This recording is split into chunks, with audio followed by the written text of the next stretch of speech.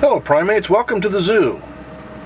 What, you might ask, does a concept designed as an ecological model have to do with a hypothetical, tangible resource, currency-based economic system?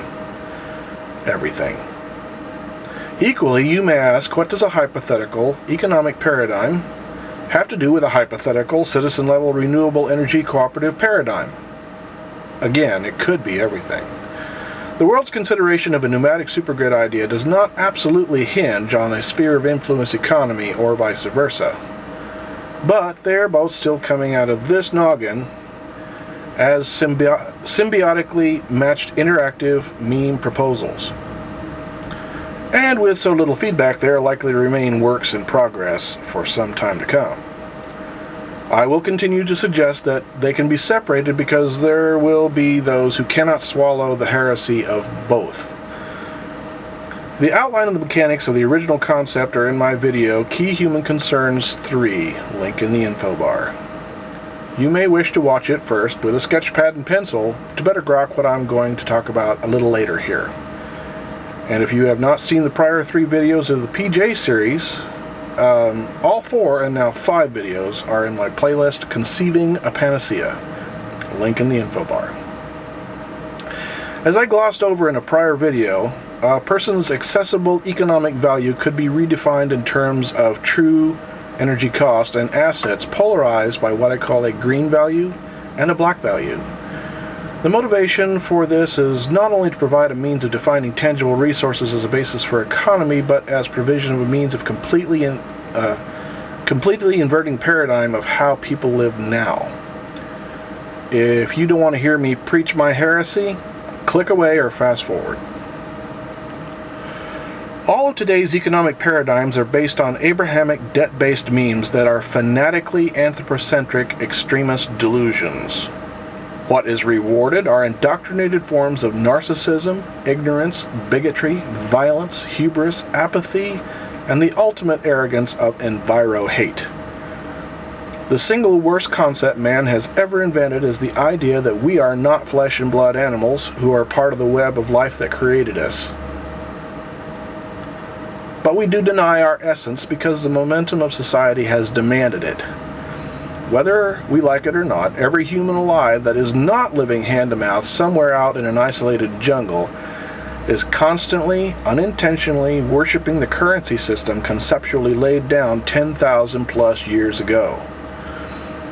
In simplified terms, the paradigm states, manipulate your collective into stripping a territory of every possible asset in order to breed a collective large enough to genetically survive the violent destruction and assimilation of any nearby collective that has not already stripped their own territory barren, and then repeat the process. Every place on Earth where humanity has exploded in population started out lush, rich, diverse, and green, and is now empty, dead, barren, a desert wasteland. Coincidence? If you, a secular person, believe that you are not worshiping this paradigm, prove it. Sign away your citizen status, give away everything you own, say goodbye forever to everyone you know, strip naked and walk out into the wilderness and try to survive without any human contact or interaction at all. I've tried it. Believe me, the experience promptly gives you an attitude adjustment. But hey, was this an economic video or some tree-hugging monologue? Yes, it is. Both. You who are unfamiliar with my work will not understand that this concept is created intentionally to not defy the zeroth law. By no action or inaction within their ability should any sentient knowingly cause or allow harm to come to humanity as a whole. Intentional or ignorance caused extensive, irreparable damage to our only home and to its diversity of life should not be tolerated. Humanity societies are our evolutionary adaptation, slowly composited to feed our physical adaptation of our anthrosensual addiction. We are not going to be able to change what we are quickly, even if we were willing. But in order to prevent a headlong rush to extinction, from becoming inevitable, we must adapt our adaptation, cease our manic environmental rape, and correct our obsessive societal fear and worship of death.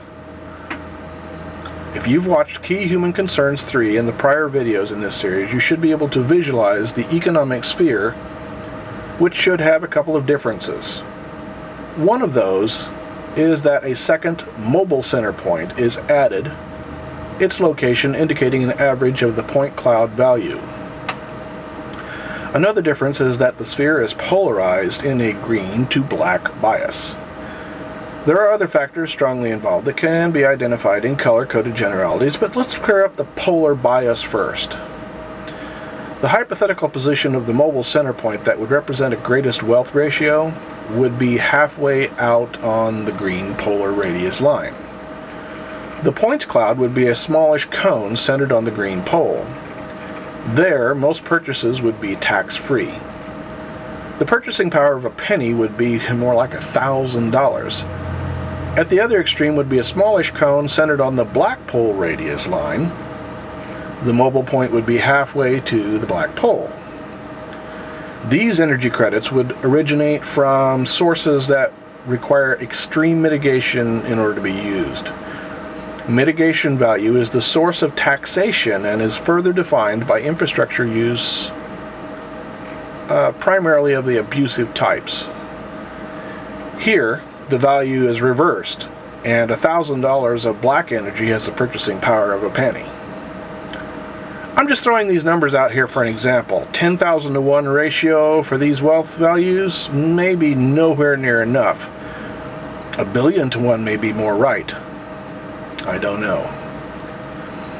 As for other colors, blue may represent one's pay for a kind of labor that is not green energy producing directly, yet is green energy neutral, like a service job. Red may represent a commercial history of violence inflicting harm on others or self, such as a tendency to eat more meat, avoid preventative medical care, and general good health.